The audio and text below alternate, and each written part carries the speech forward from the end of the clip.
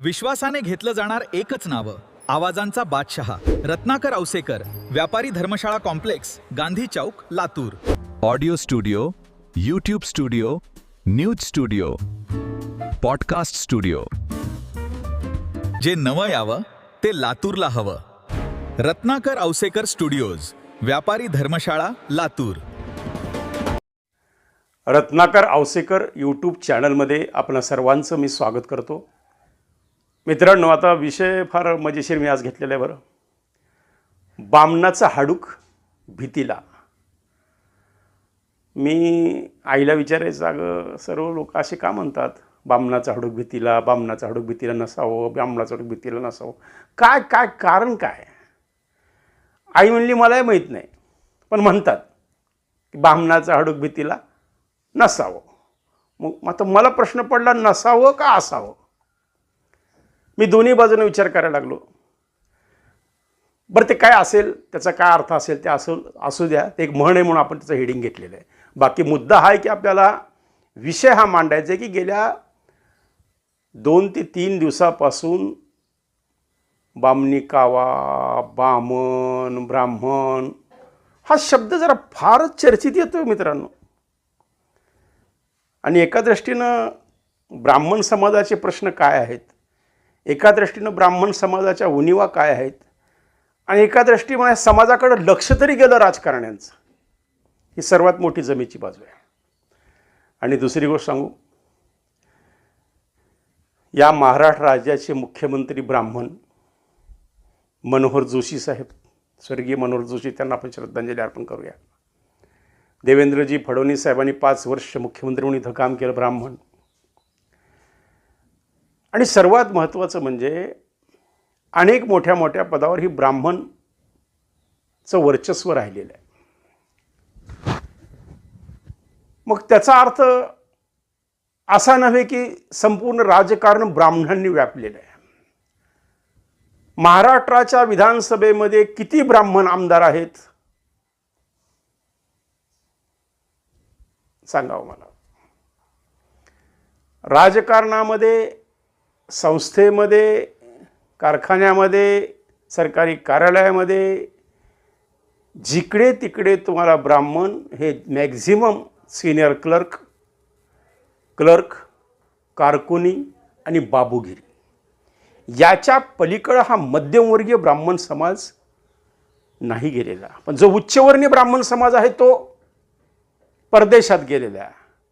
पुण्याच्या सदाशिव पेठेमधला खरा ब्राह्मण आज सदाशिव पेठेतून बाहेर पडलेला आहे. पुण्याच्या सदाशिव पेठेमधला पानसेचा मुलगा अमेरिकेत आहे. आणि हे पानसे कुठे आहेत? वृद्धाश्रमात आहेत. वैद्याचा मुलगा इंग्लंडमध्ये आहे. वैद्य कुठे आहेत? वृद्धाश्रमात आहेत. मग वैद्यांची तब्येत बिघडली. वृद्धाश्रमाच्या मालकानं वैद्यांच्या मुलाला लंडनमध्ये फोन केला, अरे बाळ, तुझ्या वडिलांचं सिरियस झाले आणि काल रात्री ते गेले. त्यानं सांगितलं की मला तर आता काही येणं शक्य नाही, मी तुम्हाला ताबडतोब अकाउंटला पेमेंट टाकतो, तुम्ही त्यांचे सर्व कार्य करा. मी थोडक्यात त्यांनी सांगितलं की मुंडने तुम्हीच करा, श्राद्धे तुम्हीच घाला, पिंडदाने तुम्हीच करा, आणि रडते तुम्हीच बसा, मला वेळ नाही. ही आहे ब्राह्मणांच्या समाजाच्या आजकालच्या परदेशात गेलेल्या तरुण मुलांच्या शोकांतिका आहे. मी अनेक वृद्धाश्रमात गेलो. बहुतेक ठिकाणी मला वृद्धाश्रमामध्ये वैद्य, जोशी, कुलकर्णी, पानसे. मग मी विचारलं, आजोबा मुलगा कुठं असतो? हो, तो दुबईत असतो. म्हणलं किती मुलं आहेत? तर म्हणले आम्हाला एकच मुलगा आहे. मुलगा एकच, तो सुद्धा परदेशला, आणि पैसे पाठवतो. म्हणजे पैशाचा काही प्रश्न नाही, म्हणजे तो आमच्या वृद्धाश्रमाला भरपूर दानधर्म करतो. पण तुम्हाला खरं सांगू म्हणले, आम्हाला वाटत होतं म्हणले की मुलांना शिकावं, आम्हाला सांभाळावं, म्हातारपणाची काठी बनावी, पण नाही होते आमच्या नशिबात. म्हणून ती माय मावशी जोरजोरानं रडायला लागली. त्या मुलाचे वडील रडायला लागले की आम्हाला जीवनात कोणता आनंद, आम्ही फक्त जीवन परमेश्वरानं दिलेले आहे, जगायचं म्हणून आम्ही जगतोय. या वृद्धाश्रमात आम्ही आमचे उर्वरित आयुष्य काढतोय, या पलीकडं काही नाही. ही आहे उच्चवर्णीय ब्राह्मण समाजाची खरी शोकांतिका. आता कोणाला पटो या न पटो, पण तुम्हाला खरं सांगू, ब्राह्मण समाज, ब्राह्मणाबद्दलच्या चर्चा आणि दुसरी गोष्ट ब्राह्मण समाजाबद्दल एक विश्वास दिला जातो. विश्वास. आपण जर कुठं किरायाने जागा मागायला पुण्यात सदाशिव पेठेत किंवा पुण्यात अजून कुठं किंवा पूर्ण महाराष्ट्रात कुठं जरी एखादं किरायाची जागा मागण्यासाठी आपण जात असलो आणि त्यांना जर सांगितलं की मी ब्राह्मण आहे, लगेच ते तुम्हाला फ्लॅट दाखवणार, लगेच ते तुम्हाला जागा दाखवणार. एवढा विश्वास या ब्राह्मण समाजावर आहे. आणि सर्वात महत्त्वाचं म्हणजे आज ब्राह्मण समाजाची जी शोकांतिका मला तुमच्यासमोर मांडायची आहे की ब्राह्मण समाजामध्ये आज मिडल क्लासच्याही खाली, म्हणजे अत्यंत मध्यमवर्गीयाच्याही खाली उच्च शिक्षित झालेले तरुण, MBA झालेले तरुण पेट्रोल पंपावर डिझेल टाकायला आहेत. फार फार तर नोकरी काय तर एखाद्या संस्थेत क्लर्क, कोण मेकॅनिक आहे, कोण पंक्चर काढतोय. अहो पुण्यामध्ये काय मुंबईमध्ये मी पाहिलेले कित्येक जोशी हेअर कटिंग सलून आहेत. एक तर ह्या समाजाला कुठलं आरक्षण नाही, एक तर या समाजाला राजकारणात कोणी स्थारा देत नाही. कारण नितीनजी गडकरी साहेबांनी जाहीरपणे एकदा स्टेजवर सांगितलं होतं की मी आणि देवेंद्र फडणवीस हे एक अपवाद आहेत म्हणले, आम्ही राजकारणामध्ये काहीतरी करतो, पण आमच्या बामणांना राजकारणात कोणी विचारत नाही. म्हणून मी माझ्या पुढच्या मुलांना, पिढीला सांगितलेलं आहे, राजकारणात यायचं नाही, मी तुम्हाला नगरसेवक सुद्धा करणार नाही. हे जाहीरपणे नितीन गडकरींनी सांगितलेल्या मुलांना. कारण एक तर 2% ब्राह्मण, त्याच्यातला 0.5% आता बाद झाला. त्या 0.5% 0.5%, त्यातले जे 0.5% आहेत, 0.5% ज्या मुली आहेत ब्राह्मण समाजाच्या, त्या इतर समाजाबरोबर लग्न करून निघून गेल्या. 0.5%नी ब्राह्मण समाजाच्या मुलीशी लग्न केलं, म्हणजे 2% 0.5% संपला. आता राहिल्या 1.5% ब्राह्मण. मग ह्या 1.5% ब्राह्मणाला या 28% 30% मराठ्यांनी घाबरण्याची गरज काय हो? काहीच गरज नाही. आणि खरं तर माझं असं मत आहे की हे राजकारण, ह्या 2-3 दिवसाचं राजकारण आपण पाहिलं आणि वैयक्तिक देवेंद्र फडणवीसवरचा जो रोष या राजकीय व्यक्तींचा, आता ह्याच्यामध्ये कोणतं षडयंत्र आहे काय नाही काय, ह्याच्या आपल्याला, मला त्यात खोलवर जायची माझी इच्छा नाही आहे. पण जे काही चाललं आहे ते कोणत्याही समाजाचा माणूस असू द्या, मी अनेक समाजाच्या व्यक्तींशी चर्चा केली 2-3 दिवसात, त्यांनी सांगितले की हे चुकीचं आहे, आम्हाला नाही आवडलं. मग ते कोणत्याच समाजाचा असो, त्याचा सन्मान हा केलाच पाहिजे. आणि काल ज्यावेळेस TV जरंगे साहेबांनी माफी मागितली, दिलगिरी व्यक्त केली, खूप हायसं वाटलं, खूप चांगलं वाटलं की ह्या मनाचा दिलदारपणा आहे त्यांचा. त्यामुळं मी मनोज जरांगेंचं अभिनंदन करू इच्छितो की तुम्हाला तुमची चूक समजली की आपण काहीतरी चूक केलेली आहे. अहो चूक केली हे समजणं हे सुद्धा फार मोठं मनाचं औदार्य आहे. त्यामुळं काल केसरकर साहेबांनी त्यांचे आभार व्यक्त केले की तुम्ही झालेली चूक मान्य केली आणि जाहीरपणे देवेंद्रजी फडणवीस साहेबाची माफी मागितली. चांगली गोष्ट झाली.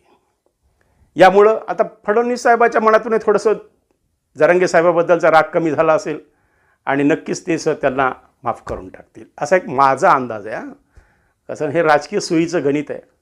आता शेवटी ब्राह्मण समाजाकडं कसं पाहतात लोक, आता सहज जरी कोणी भेटला मित्र आणि तो जर ब्राह्मणाचा असला त्याला नावानं नाही हाक मारणार, ए बामणा अरे इकडे ये ना. अरे ऑफिसमध्ये 2 टेबल असतात, एक कदमाचा टेबल क्लर्क, दुसरा टेबल जोशी सिनियर क्लर्क. समजा जोशीकडं फाईल अडकली, माझ्यासारखा गेला कदमांना भेटला, अहो कदम तेवढी माझी तुमच्या सिनियर साहेबांकडं फाईल अडकली हो, तेवढं ते काढून द्यायला सांगा ना. मग ते काय म्हणतात, त्या बामणाकडं फाईल अडकली का, फाईल लय आवड आहे. म्हणजे चिकित्सक वृत्ती, ह्याचा अर्थ सांगण्याचा अर्थ वेगळा काढू नका तुम्ही. अर्थ असा आहे की त्या फाईलच्या प्रत्येक अक्षर वाचणार, काय चूक आहे, मग हे नियमात बसत नाही, मी करू शकत नाही, हे म्हणल्याबरोबर त्या ब्राह्मण सिनियर क्लर्कचा राग येतो, दणदणीत लगेच सुरू, हे खडूसे बामण. म्हणजे प्रत्येक ठिकाणी ब्राह्मण समाजाला टीका टीका टीका टीका टीकाला सामोरं जावं लागतं. पण तुम्हाला खरं सांगू, ब्राह्मण समाजाची आज फार मोठी शोकांतिका आहे की ब्राह्मण समाजातले आज अनेक तरुणांचे लग्न होत नाही आहेत, त्यांना मुली मिळत नाही आहेत, ते अनाथ आश्रमात जातात. आणि परवा तर एका माझ्या मित्रानं मला सांगितलं की बुवा कोणत्याही समाजाचे असू दे, मुलगी आण, मला मुलाचं लग्न करायचं 32 लागलं आहे, मुलाला मोप पगार आहे, म्हणजे 2.5-3 लाख रुपये, चांगले IT क्षेत्रात आहे मुलगा, पण लग्न होत नाही आहे. आज मुलींचं प्रमाण कमी झालेलं आहे आणि मुलींच्या अपेक्षा वाढलेल्या आहेत. मुलींना वाटतं मुलगा बाहेर पाहिजे. पुण्यातली मुलगी पुण्यातला मुलगा पसंत करत नाही. लक्षात घ्या मी काय म्हणतो.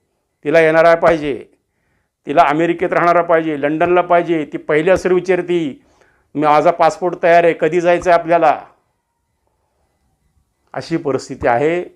मुलींना वाटतं परदेशात जावं, सुखानं राजा राणीचा संसार करावा. मराठवाड्यातल्या मुलींना वाटतं मुलगा पुण्यात पाहिजे. बरं, पुण्यात पाहिजे, त्याला शेती पाहिजे, शेती पाहिजे, गावाकडं घर पण पाहिजे, गावाकडं शेती पण पाहिजे, पुण्यात फ्लॅट पण पाहिजे, त्याला 4 व्हीलर गाडी पाहिजे, मग मी लग्न करते. हे कुणाची अपेक्षा?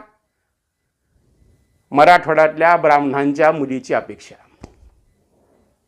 आता मला सांगा, आधीच तर स्ट्रगल करून, आईचं मंगळसूत्र गहाण ठेवून, वडिलांच्या फाटक्या धोत्राला ठिगळ लावून मुलाला कसं तरी वडिलांनी सत्यनारायण करून भटजी पण करून त्याला शिकवलेलं असतं. तो इंजिनियर होतो, पुण्यात जातो. आता त्यानं मला सांगा फार्म हाऊस कुठून आणायचं, त्यानं 4 व्हीलर कुठून आणायची, त्यांनी लगेच. बरं, आज फ्लॅट घ्यायला गेला तर कुठलाही फ्लॅट हा 2 BHK सुद्धा 80 लाख 1 कोटीच्या आसपास आहे. लगेच त्या मुलानं 70 ते 80 लाख कुठून जमवायचे? आज एवढी ती ताकद आहे का? ज्यामुळं आज ब्राह्मण समाजाच्या अनेक समस्याला आपल्याला तोंड द्यावं लागायला लागले. आणि सर्वात महत्त्वाचं म्हणजे राजकारण्यांचा ब्राह्मणाकडं बघायचा दृष्टिकोन. अहो, आम्ही कित्येक निवडणुकीमध्ये आम्ही उदाहरणं पाहिलेली आहेत. एक तर ब्राह्मण समाजाला माय जीव घालू देणं आणि बाप भीक मागू देणं अशी परिस्थिती झाली आमची. राजकारणात कोणी स्थान देत नाही. हे तर जाहीरपणे नितीन गडकरी साहेबांनी सांगितले की आता मुलांना मी सांगितलं की, आणि त्यांनी जाहीरपणे सांगितलेलं आहे गडकरी साहेबांनी, ब्राह्मणांना आरक्षणाची गरज नाही, ब्राह्मणांना आरक्षण नको, म्हणून ब्राह्मणाला महामंडळ स्थापन करून त्यामार्फत आर्थिक हस्तक्षेप देऊन त्या ब्राह्मणांच्या तरुणांच्या हाताला काम द्या. हे धोरण नितीन गडकरी साहेबांचं आहे. आरक्षण मागितलेलं नाही ब्राह्मणांनी, आणि मला वाटत नाही कधी मागतील सुद्धा, कारण तो अत्यंत शोषित समाज आहे. तो कधी असा अग्रेसिव्ह होऊ शकत नाही, कारण सहज बोलता बोलता म्हणतात ते होय, हे ते बामण काय करते, त्यात काय ताकद आहे, असं का म्हणतात? सहज म्हणतात, हे त्या बामणाच्या नादी लागू नको बरं का, त्याच्या नादी नका लागू, त्याच्या डोसक्याला कशाला लागतोच, म्हणजे ब्राह्मणाला डोसका हे सिद्ध झालं. शेवटी ब्राह्मण हा बुद्धिजीवी आहे. ब्राह्मण गरीब जरूर आहे, पण ब्राह्मण संघटित नाही आहे. आज ब्राह्मणांच्या किती सुना सासू सासऱ्याला सांभाळतात? किती टक्के? अहो, लग्नाच्या पहिल्याच रात्री नवरदेवाला कानामध्ये सांगितलं जातं, उद्या वेगळं राहायचं आपल्याला, चला सामान आवरायला लागा. अशी परिस्थिती आज ह्या सर्व समाजाची आहे, त्यातल्या त्यात पण ब्राह्मण समाजात जास्त आहे. लवकरच महाराष्ट्राच्या सेवेत आवाजाचा बादशहा रत्नाकर औसेकर यांचा पॉडकास्ट स्टुडिओ. जे नवं यावं ते लातूरला हवं. रत्नाकर औसेकर स्टुडिओज, व्यापारी धर्मशाळा, लातूर. जे नवं यावं ते लातूरला हवं. रत्नाकर औसेकर स्टुडिओज, व्यापारी धर्मशाळा, लातूर. आवाजाचा बादशहा. रत्नाकर औसेकर. प्रचार ऑडिओ मेमोरी. Mobile number 9890398788. व्यवसाय तुमचा, जाहिरात आमची.